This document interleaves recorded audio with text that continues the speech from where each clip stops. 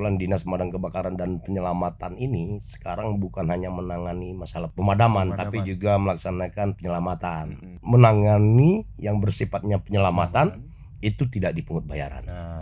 Ketika kami bisa membantu masyarakat, itu rasanya nggak terbayar oleh apapun.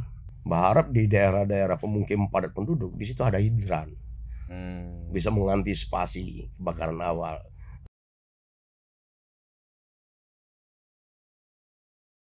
Assalamualaikum warahmatullahi wabarakatuh. Selamat pagi Tribuners, tribunbengkulu.com dimanapun berada.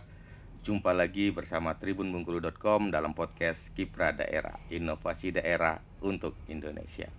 Hari ini kita sudah menghadirkan seorang inovator dari pemadam kebakaran Kota Bengkulu. Apa saja yang sudah dilakukan dan apakah betul selain memadamkan kebakaran, Dinas Pemadam Kebakaran Kota Bengkulu juga melakukan hal-hal lainnya. Langsung saja kita sapa Kepala Dinas Damkar Kota Bengkulu, Yuliansa SEMM. Selamat pagi. Sehat, Assalamualaikum warahmatullahi wabarakatuh. Alhamdulillah sehat. Ya. Keren sekali itu Dang. Pertanyaan pertama, Dang. Sebelum kita masuk ke program-program atau inovasi-inovasi yang Dang Yuliansa sudah lakukan di Damkar, sebenarnya tugas pokok pemadam kebakaran Kota Bengkulu ini apa saja sih, Dang? Oke, makasih. Jadi pertama untuk pemeriksa Tribun ini, ya alhamdulillah saya diberi kesempatan untuk di sini dengan teman-teman ya. Jadi ini juga ajang kami Damkar menyampaikan bersosialisasi ke masyarakat khususnya di Kota Bengkulu. Jadi kebetulan Dinas Pemadam Kebakaran dan Penyelamatan ini sekarang bukan hanya menangani masalah penyelamatan, pemadaman, tapi juga melaksanakan penyelamatan. Jadi kalau di bidang pemadaman kita melakukan pencegahan, pemadaman untuk evakuasi korban kebakaran, target prioritas, gitu. Kemudian kita juga melakukan hal-hal yang seperti di bidang penyelamatan. Kita punya 4 bidang penyelamatan. Ada water rescue, ada fire rescue, ada vertical rescue, ya gunung. Kemudian ada penyelamatan yang lain-lainnya itu. Jadi itu yang kami lakukan. Dan alhamdulillah ya di dalam Kota Bengkulu, masyarakat Kota Bengkulu terkait penyelamatan ini sudah luar biasa. Ya, menghubungi kami Dinas Pemadam Kebakaran yang minta bantuan. Ya. Dan saya tegaskan, nanti masyarakat Kota Bengkulu juga harus tahu bahwa apapun yang dilakukan oleh Damkar, Dinas Pemadam Kebakaran dan Penyelamatan, itu baik dalam menangani suatu kebakaran ataupun menangani yang bersifatnya penyelamatan, itu tidak dipungut bayaran, gratis ya. Jadi jangan nanti masyarakat takut. Nelpon Damkar takut bayar, enggak, gratis ya. Gitu. Kami murni kerja untuk kemanusiaan. Oke. Garis tebalnya adalah gratis ya. Gratis, gitu ya. Nah, tadi kan selain fungsi pemadaman, juga penyelamatan. Ini kan suatu hal yang harus butuh skill khusus ini, Dang. Apalagi tadi water rescue, vertical rescue. Nah, apa yang Dang lakukan untuk para anggota-anggota ini biar bisa melakukan tugasnya dengan baik di lapangan, Dang? Oke, terima kasih. Jadi gini, ini di bidang penyelamatan ini atau rescue ini memang orang-orang yang terpilih di situ. Mereka melalui seleksi yang untuk duduk di pos rescue atau pos penyelamatan. Karena di rescue ini udah menangani seluruh bencana, baik itu masalah kebakaran maupun bencana-bencana atau penyelamatan lainnya. Jadi untuk itu ya mereka otomatis kita bekali, latihan bersama ya, karena berkaitan dengan teknis. Contoh misalnya dari bidang water rescue penyelamatan, mereka harus bisa nyelam, bisa berenang gitu kan. Apalagi kadang-kadang Kota Bengkulu sering kalau hujan besar kadang diterpa banjir kan. Jadi kita kadang-kadang evakuasi korban, evakuasi barang ya, bahkan evakuasi ternak yang kita lakukan yang dimintakan oleh masyarakat Kota Bengkulu. Dan itu gratis, tidak ada pungutan bayaran. Ya. Nah, itu kalau memang nanti terjadi, itu hubung aja di Dinas Pemadam Kebakaran Kota Bengkulu. Ya. Apalagi di di penyelamatan ini banyak yang kita lakukan, seperti ular masuk rumah ya, cincin yang nggak kebuka. Yang serunya seperti cincin ini kadang-kadang mohon maaf dari kabupaten pun datang ke kita gitu. Bayangkan ketika dirujuk ke rumah sakit ya tangannya udah hampir putus kayak gitu. Heeh. Ya kalau rumah sakit kan mungkin ya amputasi kan. Tapi bawa ke damkar, ya minta tolong dibantu evakuasi cincin, ya alhamdulillah. Bahkan ada beberapa masyarakat dari Lebong, dari Bengkulu Selatan sampai saat ini yang masih menyampaikan perkembangan tangannya yang dulu harus diamputasi sekarang bagus kembali. Artinya kan alhamdulillah, syukur ya. Yang kita bantu. Juga ada juga kerbau masuk sumur.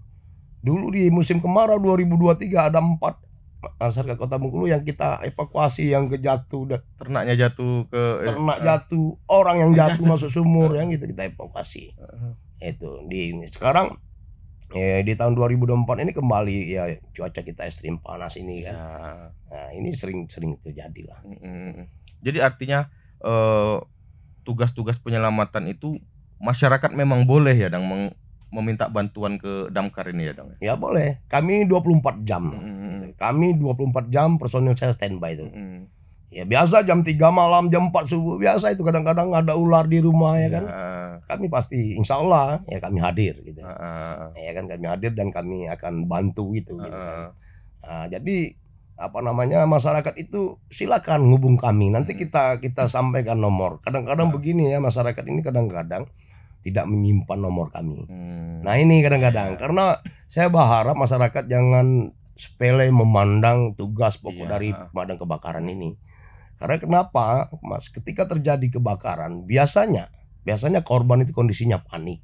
Mereka tidak sempat lagi tuh mau menghubungi kebakaran. Bahkan dia akan melakukan tindakan-tindakan penyelamatan dan sebagainya, barang-barang evakuasi. Jadi tidak terpikir gitu.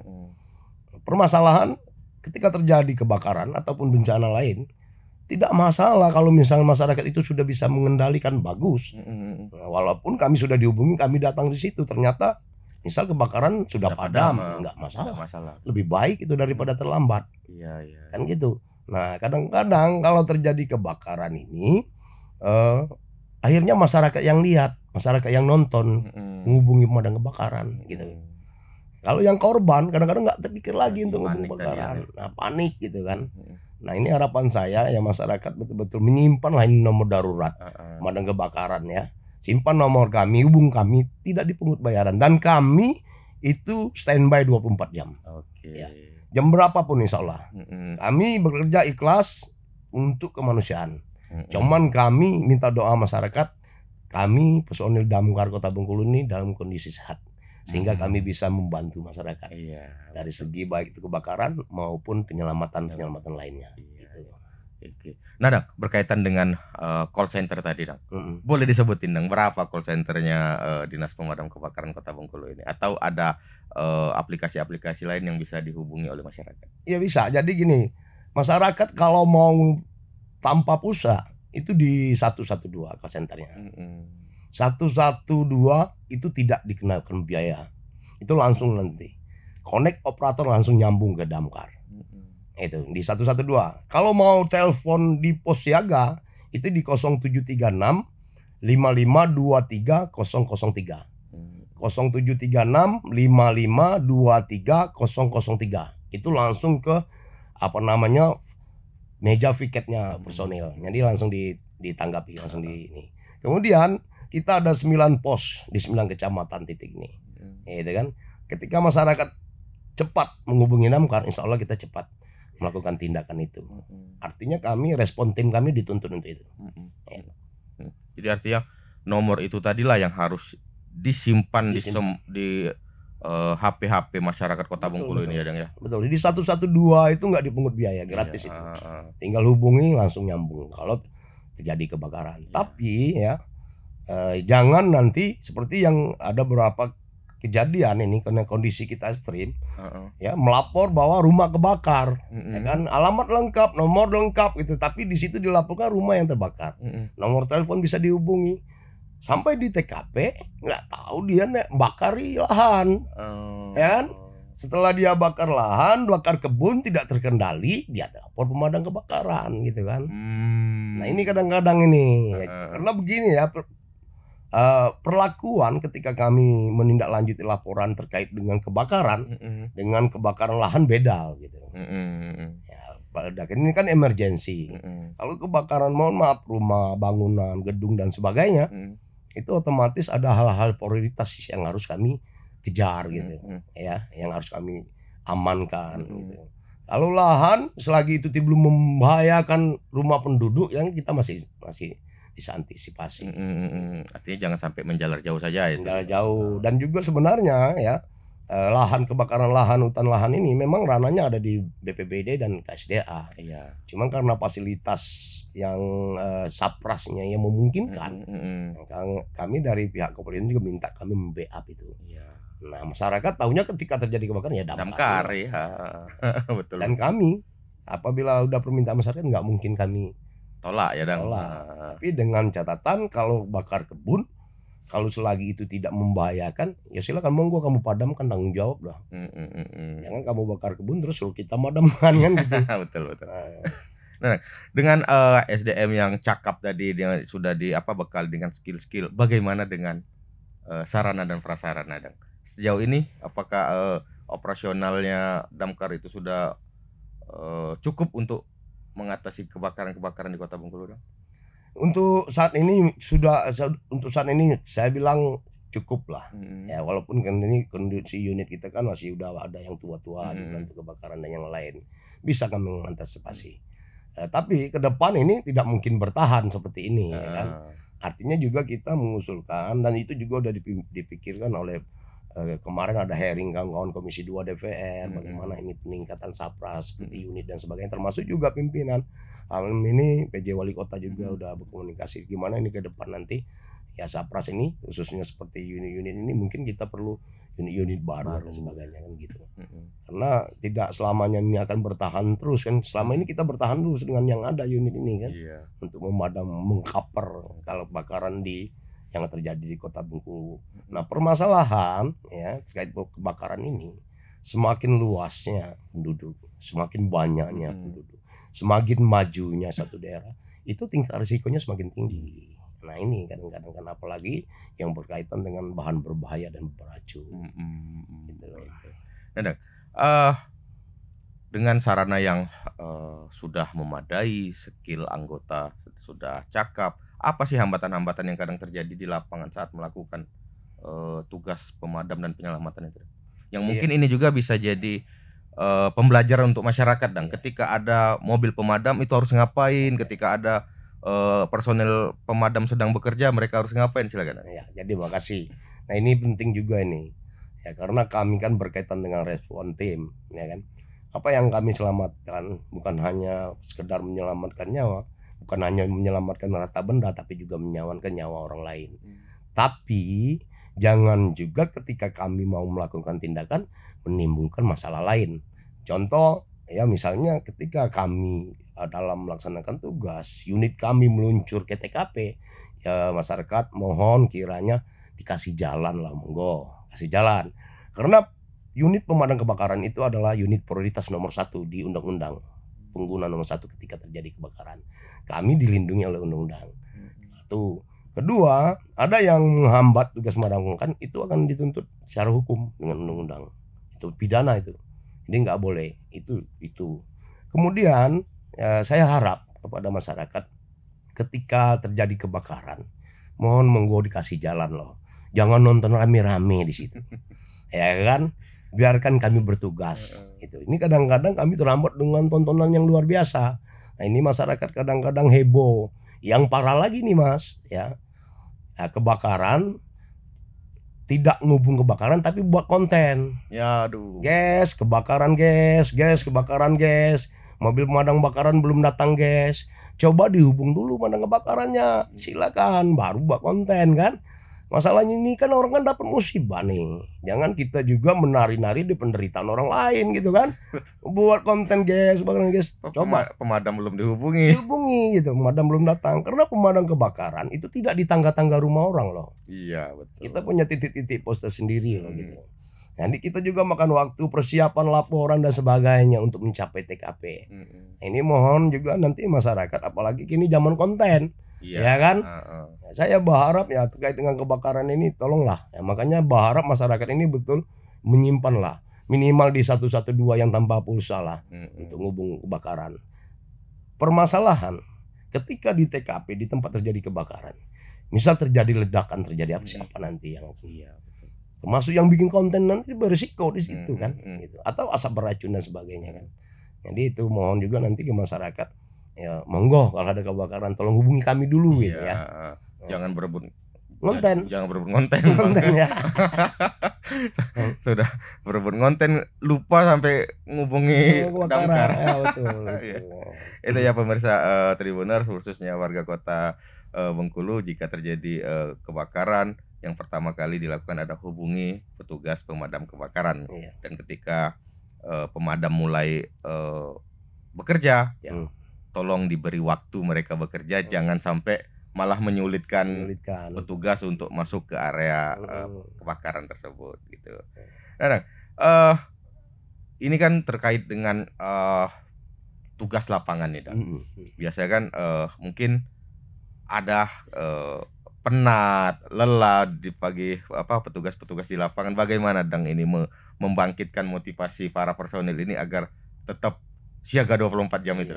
Ya, jadi gini, ini ada kejadian ketika terjadi suatu kebakaran, sudah kita mengantisipasi, terus kami harus siaga lagi tuh. Jadi ada kejadian ketika itu kita kesenggol mobil gitu kan. Orangnya datang minta ganti, ya kan. Katanya kan bapak kan sudah balik kebakaran gitu. Tapi mereka tidak tahu kalau kami itu siaga kembali gitu. Bayangkan ketika terjadi kebakaran, kondisi unit kami airnya habis, mungkin juga BBM-nya habis, itu kami harus siapkan lagi. Tidak jarang terjadi di waktu yang bersamaan 3 kejadian kebakaran gitu kan. Contoh di SMK 3. SMK 3 kebakaran yang luar biasa. Dalam kita melakukan tindakan pemadaman, tiba-tiba ada masuk lagi informasi ada kebakaran di daerah padat karya, rumah kebakar. Ada lagi informasi lahan di air sebakul yang kebakar. Nah, jadi dalam waktu bersama itu ada 3 kejadian. Nah, seperti hal seperti ini, kami kan harus tetap siaga ini, ya kan? Kami harus tetap mengantisipasi hal-hal seperti ini. Sering juga ini pas kita udah pulang, informasi langsung ada kejadian lagi, sering juga nih. Makanya kita harus cepat, kita harus kembali siap lagi. Kami pastilah persiapan unitnya mau diisi air lagi. Kalaupun BBM-nya kurang, BBM-nya mau diisi lagi gitu kan. Ini persiapan. Kalau ke personil ya. Kami di Damkar itu ada satu hal anugerah yang luar biasa. Ketika kami bisa membantu masyarakat, itu rasanya nggak terbayar oleh apapun. Itu nggak terbayar oleh apapun. Ketika kami bisa membantu masyarakat, baik itu di bidang kebakaran ataupun bencana lainnya, leganya nggak terbayar apapun, dengan apapun rasanya. Itu satu kebahagiaan. Dan kami ya setelah itu tetap kami koreksi sambil bercanda, bergurau, tetap persiapan dan siaga lagi gitu. Tapi kebanggaan itu yang membuat ya teman-teman selalu semangat dalam menangani suatu kejadian musibah, baik kebakaran ataupun kebakaran lainnya. Contoh, ketika terjadi kebakaran 3 ruko di Pasar Panorama. Bayangkan dengan api yang luar biasa, saya pimpin langsung itu. Informasi dari keluarga beliau bahwa di dalam 4 bapak, ibu, 2 anaknya itu di dalam, masih dalam keadaan hidup. Dia nelpon gitu. Saya pikir api sebesar ini di dalam. Tadinya saya kurang yakin ya. Tapi ketika saya lihat itu dia telepon, benar, dia ada di ujung pojok itu. Menunggu nasib gitu kan. Saya langsung pimpin, saya buat formasi untuk melakukan penyelamatan. Ya, benar, saya masuk ke dalam kondisi api besar, buat formasi, buat akses jalan masuk, kita amankan. Bayangkan saya hampir mau meneteskan air mata lihat ibu, bapaknya dengan kondisi patah kaki, anak umur 5 tahun dan umur 10 tahun, cewek semua. Kondisi waktu itu kan. Kami temukan di ujung pojok gitu. Dalam keadaan ketakutan melihat api besar, asap yang sedemikian. Tapi alhamdulillah kami juga dilindungi ya, keempat-empatnya selamat. Ya. Nah kami seperti itu kan memang aksi audit yang kami lakukan, ya kondisi api besar. Tapi kami tidak perlu kami sampaikan kemana-mana, karena sifatnya kami tidak perlu disanjung dan tidak perlu dipuji. Kami di Damkar itu udah tugas kami gitu kan. Nah cuma ini tadi contohnya rasa kebahagiaan yang luar biasa yang ada dari kami bisa membantu masyarakat gitu. Itu seperti itulah pengobat kami di Damkar. Kalau ketika kami dapat membantu itu ada kebahagiaan yang luar biasa. Nah kadang-kadang kan masyarakat apa ini Damkar ini udah kebakar, ya memang kami kan datangnya kan karena sudah terbakar. Ya kalau belum terbakar 10 menit belum terbakar, telepon kita nggak terbakar itu kan. Nah cuman seharusnya apa yang bisa kita selamatkan. Karena kami punya strategi, kami punya apa namanya toposi, punya protap dalam melaksanakan pemadaman itu. Gitu kan. Nah itu apa yang harus kami lakukan, apa yang harus kami selamatkan. Gitu. Bagaimana kami menjinakkan api itu, jangan menyebar kemana-mana. Gitu. Kalau yang sudah terbakar ya itu nggak bisa diselamatkan lagi kan, kami kan bukan malaikat. Gitu. Ketika lemari terbakar ya terbakar, tapi mungkin di sekitar lemari itu sampai, aman ya. Terbakar. Nah itu yang penting. Itu yang perlu dipahami oleh masyarakat. Ya. Nah, terkait harus siaga 24 jam tadi dong. Dan ketika ada kebakaran ternyata bukan balik ke markas untuk santai-santai ya Dang. Artinya ada SOP lagi yang harus dilakukan, cek air, cek BBM. Itu SOP seperti apa yang harus dilakukan oleh pemadam setelah selesai melakukan pemadam kebakaran? Ya, jadi gini ya, yang namanya musibah ini kita nggak tahu ya. Kapanpun, dimanapun, siapapun, ya nggak tahu kita. Makanya kami dituntut untuk itu. Gitu. Ketika kita sudah melakukan ya pemadaman dan sebagainya, penyelamatan, kita posisi kembali ke pos. Itu masing-masing personil sudah tahu kondisi unitnya, baik itu airnya, BBM-nya, dan peralatan-peralatan lainnya. Artinya itu dipastikan sudah kembali siaga. Nah, kemudian baru bersiap lagi. Ketika ada informasi lagi langsung berangkat lagi gitu, untuk mengamankan itu seperti itu. Nggak jarang terjadi berapa kali hal seperti itu. Apalagi di bidang penyelamatan, Mas. Penyelamatan ini kan udah seluruh gitu. Seluruh ya, yang ini cerita uniknya, mohon maaf. Pernah ibu-ibu dengan anaknya cewek datang ke kantor bawa kardus gitu kan. Datang minta tolong, Pak. Apa yang tolong? Ternyata di dalam kardus itu kucingnya yang udah mati, minta tolong dikuburkan oleh damkar. Ya udah. Ya kan kita kuburkan. Ada lagi, Pak tolong evakuasi kucing kami di sumur. Ya kan? Kita datang, ternyata kucing itu udah 3 hari di situ, udah mati, udah busuk. Oh, dia minta evakuasi. Saya bilang gini, Bu, kalau gini, Bu, suruh tukang kuras aja lah. Ya kan? Kami penyelamatan ini kalau kucingnya masih hidup, kita selamatkan. Kalau udah mati kayak gini, ya nggak mungkin kita nguras sumurnya gitu. Ini pemahaman masyarakat, tapi kadang masyarakat ya namanya masyarakat kan macam-macam. Ya banyak Mas hal yang unik yang terjadi ya, banyak itu yang kita temukan di lapangan. Banyak itu yang apa namanya, kadang-kadang karena ada pemahamnya gratis ya. Contoh ya, itu tawon di rumah yang ada kayu, di rumah kayu, kita evakuasi nggak mungkin kita bakar. Ya. Rumahnya akan terbakar. Nah, ya harusnya teknis kita pakai apa tuh? Lobangnya pintu tawon, sang tawon itu harus kita semprot sama baygon, sehingga tawon itu nggak bisa keluar gitu. Nah ketika pintu keluar tawon itu di sarangnya itu kita baygon, baru kita ambil pakai karung, dimasukkan karung. Nah kadang-kadang kan kalau baygon kan kami nggak ada anggaran untuk beli baygon kan, ya masyarakat tolonglah belikan baygonnya biar kami yang evakuasi gitu kan. Ya nggak mau, itu kan urusan kamu itu. Ada kan yang nggak gitu. Jadi artinya tetap edukasi itu harus terus ya. Kadang tuh kita minta minyak dikit, ya carilah pertalite, kita mau bakar ini. Nggak tahu lah katanya, itu kan urusan kamu. Nah itu kadang-kadang. Tapi sedih juga, tapi nggak apa-apa. Saya ingat ya anak-anak, selagi kamu bisa ya udah. Ya, namanya pelayanan masyarakat. Ya itu jadi masyarakat Kota Bengkulu juga harus terus diedukasi karena nggak semua bahan-bahan yang dibutuhkan untuk penyelamatan tuh damkar ada gitu. Jadi ya kolaborasi lah gitu ya. Nah terkait ancaman bahaya kebakaran, mungkin hal yang paling penting bagi masyarakat kan adalah upaya pencegahan. Betul. Apa sih yang harus dilakukan oleh masyarakat untuk mencegah terjadinya kebakaran ini? Oke. Jadi ini saya mengimbau untuk masyarakat ini ya. Pertama kami ada program pemberdayaan masyarakat, yaitu yang bernama Relawan Kebakaran Redcar. Itu di seluruh kelurahan, 67 kelurahan di Kota Bengkulu itu sudah ada Redcar kita bina gitu. dan itu juga terregistrasi di Kementerian Dalam Negeri. Jadi kami setiap tahun ada pembinaan pemberdayaan masyarakat, pembinaan anggota Redcard yang kita minta dari kelurahan masing-masing untuk menyampaikan. Nah, ini program ini salah satu ya agar memudah kami ketika terjadi kebakaran, memfasilitasi kami di kelurahan-kelurahan itu terkait dengan misalnya sumber air, jalan akses masuk gitu kan. Nah, itu termasuk juga pengamanan di situ. Ini program Redcard yang ada. Setiap kelurahan itu ada. Kedua, kami juga di 24 jam juga nih setiap hari itu dikunjungi anak PAUD, anak TK, anak SMP di kantor. Itu dalam rangka sosialisasi, menyampaikan ke masyarakat. Isinya apa? Nah, isi sosialisasi ini.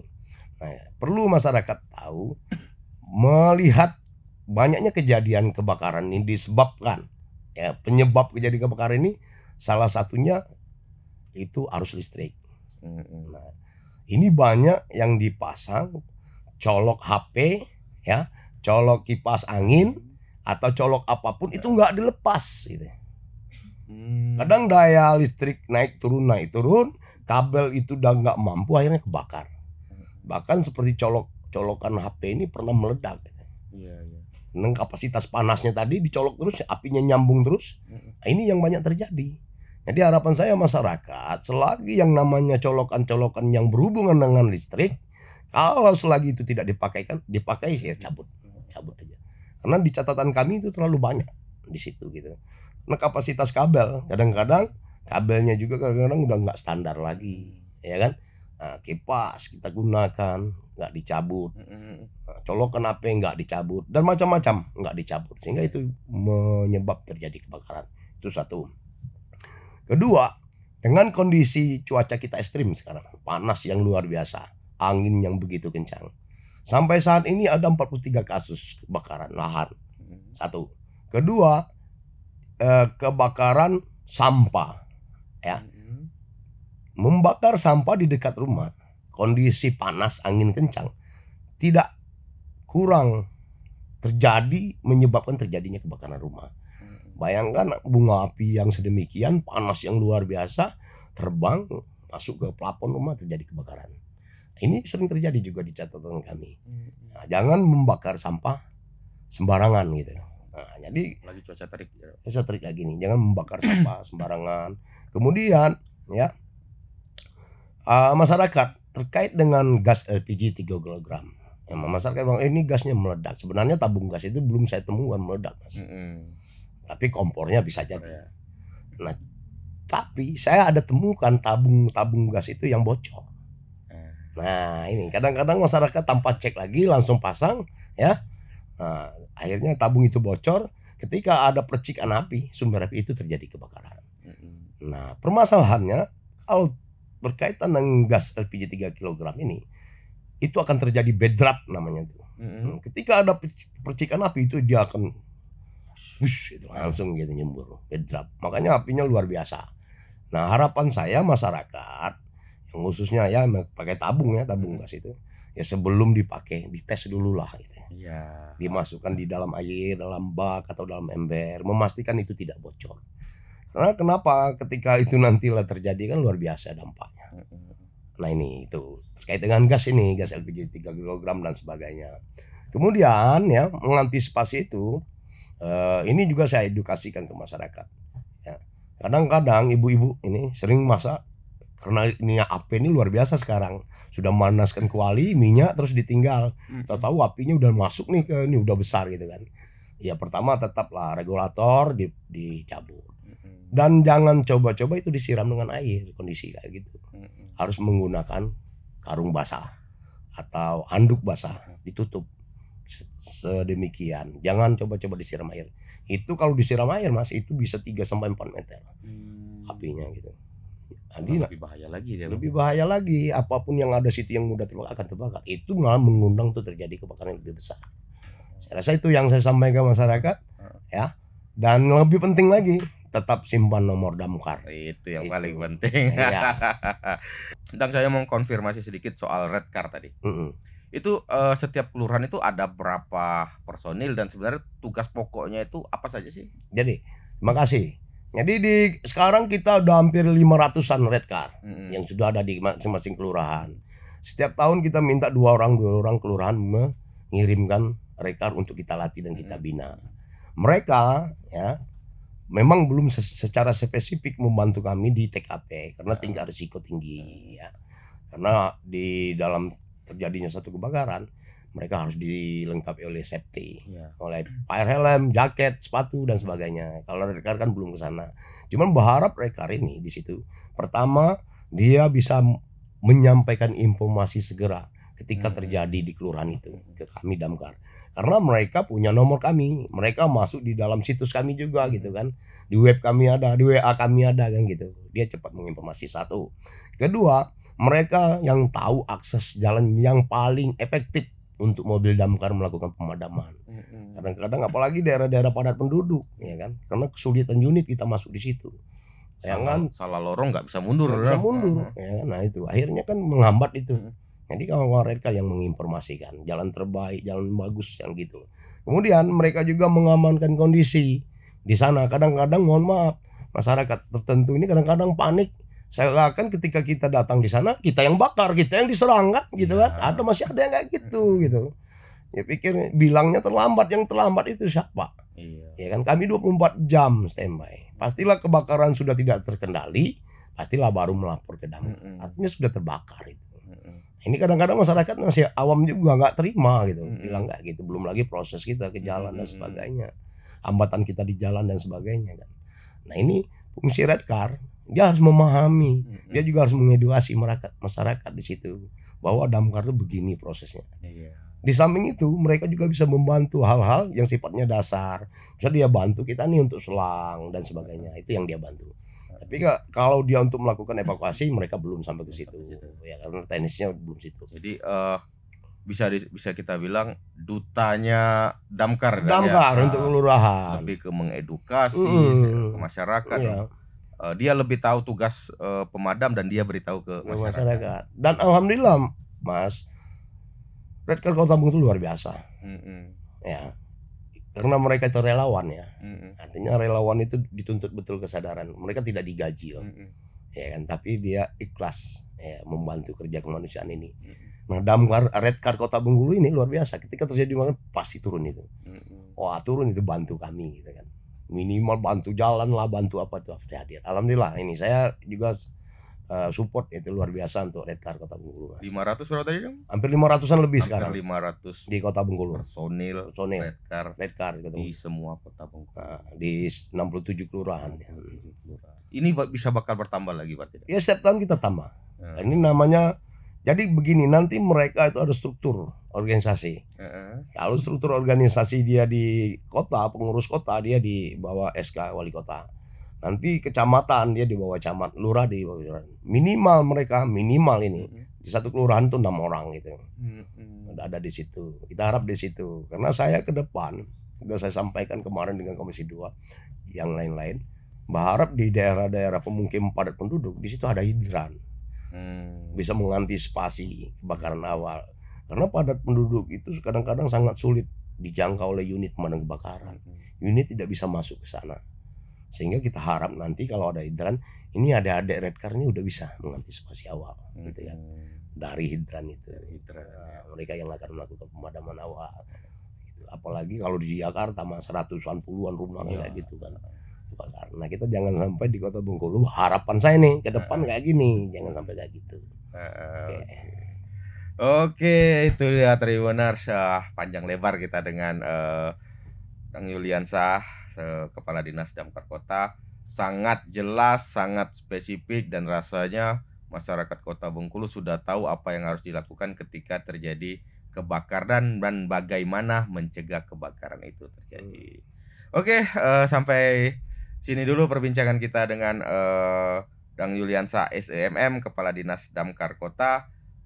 Jangan lupa tonton terus video-video terupdate di YouTube dan Facebooknya Tribun Bengkulu, dan informasi seputar Provinsi Bengkulu bisa dibaca di website tribunbengkulu.com. Akhir kata saya akhiri. Wassalamualaikum warahmatullahi wabarakatuh.